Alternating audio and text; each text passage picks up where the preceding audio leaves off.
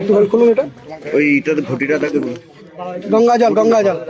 গঙ্গা জল প্লাস দেখুন এখানে কিছু জিনিস আরো রয়েছে, পুজো সামগ্রী। হ্যাঁ হ্যাঁ। সেই সামগ্রীগুলো একটা পুরো প্যাকেট বানানো হয়েছিল সরকারের তরফ থেকে, এবং এর দায়িত্বে ছিলেন সুজিত বসু মহাশয় গঙ্গাসাগরে। উনি ছিলেন 2022 থেকে 2026 অব্দি উনি গঙ্গাসাগরের দায়িত্বে ছিলেন।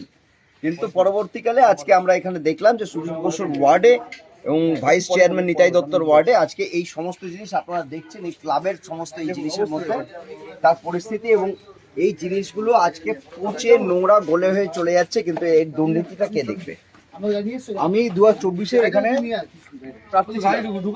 আমার এখানে মানুষের একটা অভিযোগ ছিল যে মানুষ ঠিক করে পরিষেবা পাচ্ছে না।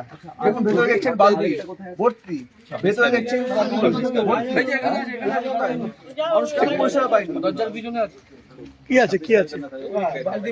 বালতি আবার ওখানে ঢেকে রাখা হয়েছে, আপনার ভেতরে দেখতে পাবেন।